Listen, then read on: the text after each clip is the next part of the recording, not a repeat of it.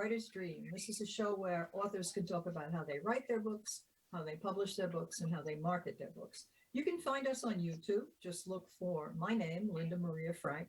I am the author of Annie Tillery Mysteries. Click on my picture and the videos will come up. There are over 100 interviews with various authors. Most of them are local authors. We have a lot of local talent here on Long Island. And if you are a reader who's interested in good books or a writer who's interested in writing tips, you certainly can find them on the show. We are also on Facebook. The name of the page is The Writer's Dream. If you want to be on the show, please message me through that Facebook page. We are also on Cablevision, Channel 20, Thursday afternoons at 2:30. So we are everywhere, and we look forward to meeting with you and talking to you if you want to be on the show. Okay, so today I have a woman who's written a very special book. Her name is Debra J, and the name of the book is I'm Sorry, Jimmy Muscle. So the first thing that I want you to talk about, Debra, is why you chose to write this book. Give a little brief summary of the book and then tell us why you chose to write it. Sure. So this book originated as journals that I was keeping. My son, Ryan, I refer to him as Ryder in the book. He was diagnosed with autism a month before his third birthday. So I have a first cousin, Andrew, who is now in his 20s, who also has autism. And, you're not supposed to do this, but I would constantly go back to my Aunt Diana, Andrew's mother, and ask her when things happened at what time. You're not supposed to compare. That's why you're not supposed to do it in Andrew's timeline. And she honestly couldn't remember what happened when he started speaking, when he took on certain, tasks. So it was at that point that I decided to keep a journal about happenings with Ryan. And so what I would do during the time of keeping the journal in the early years was that I would, every few weeks or so, go back and read some entries at night. And I would be laying in my bed at night after, the calm settled when the boys were asleep. I'd be going back and reading things that happened in our lives just, weeks or months before. And I would find myself, either laughing or, getting choked up, still emotional about things, or, just fascinated by all of it. Some of it's scary, I'll get into why. It has to do with what the story is mostly about. And it was during that time that I thought, you know what, I was somewhat familiar with autism from having a cousin with autism. And I had no idea, some of the things that some people went through with their children. I've always been told that I both have a way with written words and telling a story. I'm very animated, I'm kind of a dramatic person, I guess you could say. So it was at that, at some point I was keeping the journals and I thought, you know what, maybe I will someday release this as a book, but wasn't 100% that I would do that either, and I just kept keeping the journals, and it was getting bigger and bigger and bigger. And then I decided I would, I am going to eventually release this as a book. I think that you've done a tremendous service, because I think that parents who have children who have various kinds of challenges really do like to connect. It isn't a matter of comparing. It's a matter of support. It's a matter of knowing that I'm not the only one who's going through this, and this is normal and not normal for the situation, and also I'll be able to get through it, and things may even get better. I mean, I have a friend who had a granddaughter who was at the age of 2, I thought really seriously autistic, and she's in school now. She's, she talks, she relates to other people, and it's amazing what the programs that are offered will do for these children. And you also work for a school district, so you're Hmm. familiar with some of the services that are offered. But tell me why, because you just said that your son's name is Ryan, he's writer in the book, but the name of the book is, I'm sorry, Jimmy Muscle. Where does Jimmy Muscle come from? I was confused.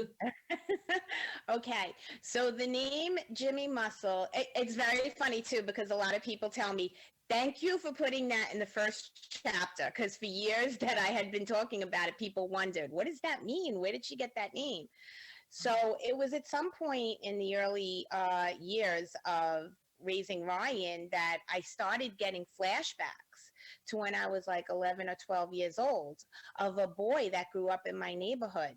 And there were a lot of things about Ryan that reminded me of this boy. Jimmy was, 2 or 3 years older than me. And we didn't see him every day or anything, but we'd encounter him every so often. And he would, come up to us and always say, can I, in a slow voice, I'm going to say this, hopefully not sounding like I'm making fun of him, but he would say, can I feel your muscle? And then he would want us to feel his muscle. And I later, through raising my son Ryan, would see like a look in Ryan's eye, like how he would look up, like kind of at beings that I couldn't see or something. And it would remind me of this boy, Jimmy Muscle. And I thought to myself, wow, I bet you Jimmy had autism.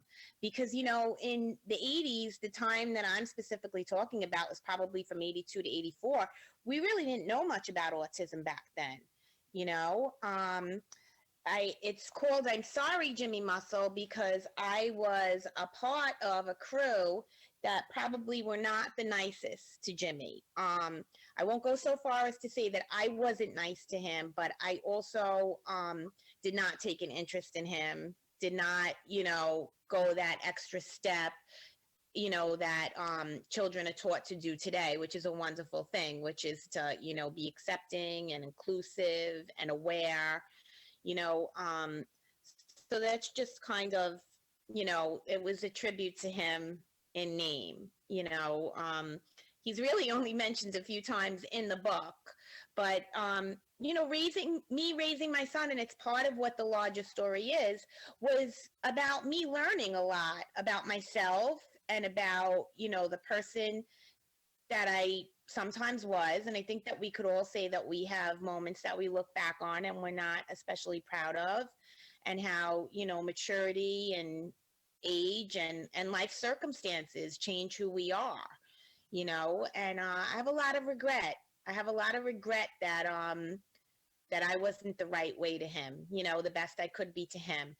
And while there's really probably nothing I could do about that now, the only thing I'm able to do from this point on is to advocate and to spread awareness and educate. And, that's what I'm trying to do in my little corner of the world. So tell me about the things that you learned in keeping this journal. I mean, from the beginning to the present day, or from the beginning of the book to the end of the book, what do you think the most important lessons you learned and that you put in the book so that other people would be able to share in what you learned? Okay. A lot. I learned not to be so judgmental, that sometimes what you see is not always the full story. This book actually has a subtitle that says Why My Son with Autism Wanders. Um, my son has a condition called eloping. It's not so much a condition, but a behavior called eloping. And what it means is that he will try and escape circumstances that he's not, 100% comfortable in. Ryan always is looking for, the next level, the next, fun thing. He has a thing for stages. Like, stages are the perfect metaphor. He always thinks like if he sees a stage curtain, that behind it is like a like a carnival. He always has to get to that next place, and but that probably goes a little bit to his social awkwardness as well. But so it's called eloping.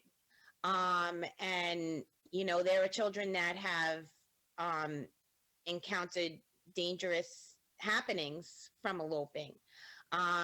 So at some point, probably throughout my years, no, actually not probably, I know, you could read a newspaper article and you could see it and read it and say, oh my God, why don't these children why don't these parents watch their children?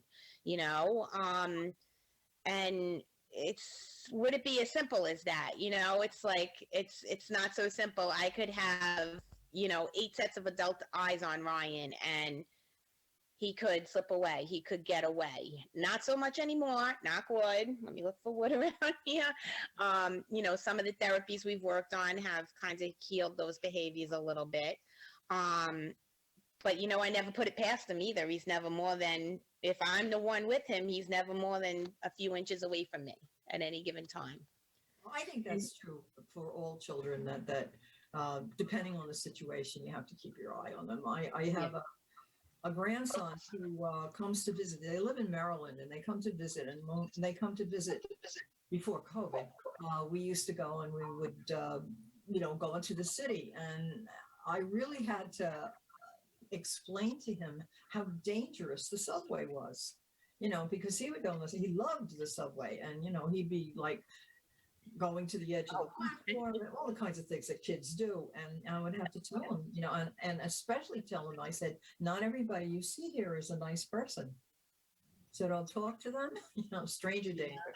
And I felt badly about that, simply because I thought to myself, childhood should be a time when you don't have to worry about those things. But I guess that's not true anymore. Well, I don't think it ever was. I was almost kidnapped when I was a kid. Oh my gosh. My mother. My friends, when I related the story, my friend said, did you tell your parents? I said, no. God, no. Yeah, they won't let me out alone, yeah. That's my fault. So I had to learn to not be so judgmental about situations, that I may not know the full story of. Obviously, raising a child with autism, we had to learn to be more patient, we almost had to revamp our whole personalities and our whole outlook on almost everything, that we've dealt with in our lives. And I guess you had to learn all of the strategies that are used with, autistic kids to help them, make connections and be social and all the things that they have to deal with. Now he's in school now, right? Oh yeah, he's always been in school. I am very blessed that I live in a school district that has a program within the typical school setting. He's in a special class in a a regular gen ed school. It's called an 814 setting, which is 8 children, usually with autism. So, it doesn't have to be autism though. There's a Down syndrome boy in his class he's very close to. 1 teacher and 4 aides is what the 814 is comprised of. And then there's always speech therapists, OT therapists, all kinds of happenings going on and pullouts of the different kids throughout the day. So I'm very lucky in that regard that, we never really, we get to be a part of the community, as well, Right. And you talked about SEPTA. Tell us about SEPTA. Yeah. So SEPTA is the special ed PTA. I'm on the board now. And, that's a great, they're stronger in some school districts than they are in others. Mine actually has a strong one. Mind if I brag? I'm on the board.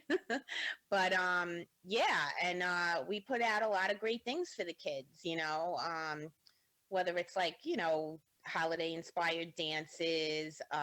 We have a resource fair coming up for parents where, they could make connections if their kids want to have, take art classes, businesses that have programs specifically for our children, it's a great thing, and not to mention that, you're really bringing things to other parents, which are also, most times, of newly diagnosed children, and, it's about, that's how you make friends, that's how, moms make friends a lot of times in the gen ed PTAs, Now, when Ryan was diagnosed, obviously he was diagnosed by a doctor, yes?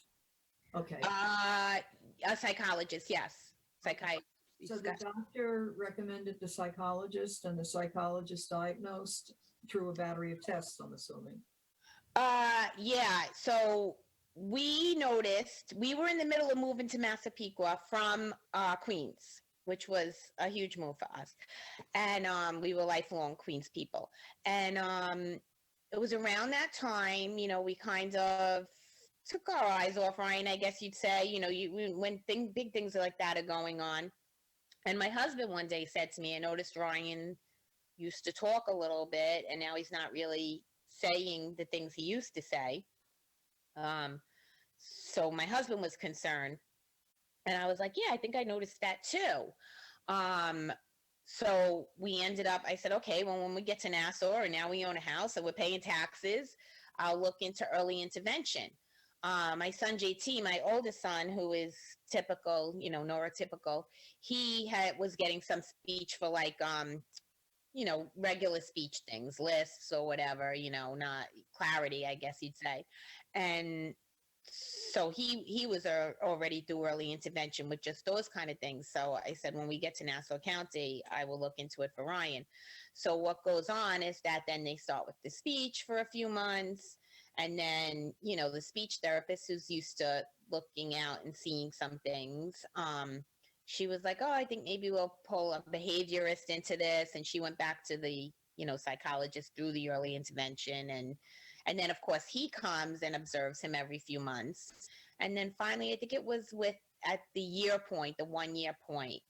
But Ryan, there were just as many things in the early years that pointed away from autism and that pointed towards autism. Mm-hmm. So when he initially diagnosed Ryan with autism, he was kind of very kind of breezy about it, kind of like, there are some things that don't seem to be it, but you know what? I'm going to say that it is what at the time was how am I going to say? Pervasive development disorder, PDD, they used to call it, not otherwise specified, PDD-NOS. So he said, I'm going to say that it's that. He goes to get him additional services and and hopefully get him to where he is. So what the PDD-NOS thing was saying, I guess at that point was saying just how he said it, like kind of breezy, which is that we're not really ready to say it's autism, but it could very well be, so let's treat it like it is, kind of,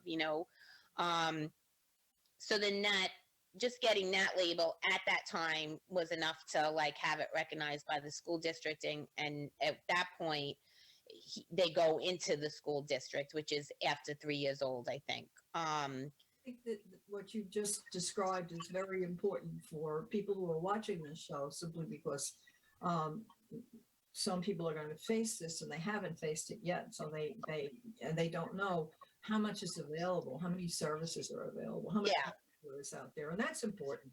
Well, the diagnosis of PDD-NOS has since been retired. I don't think that they use that diagnosis anymore.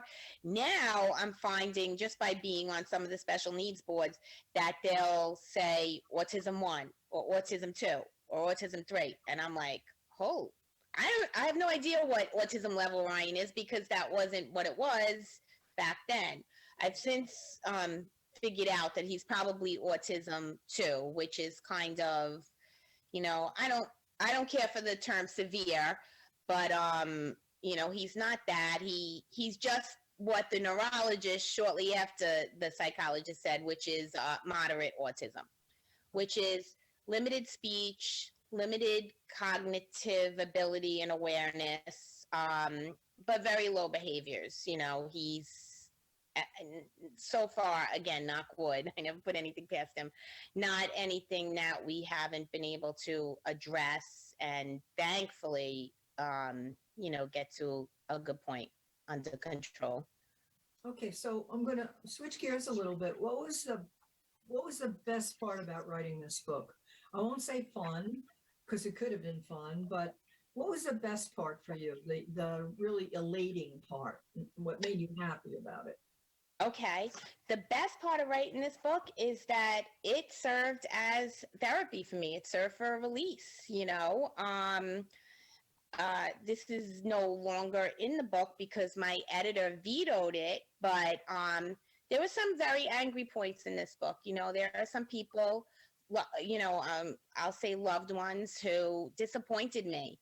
And I got it out in the pages, you know, and then, the editor swooped in and she was like, "Are you sure you want to keep that in?" She's like, "You know, it kind of already served its purpose. You know, you released it, you got it out." And she was right, because you know what?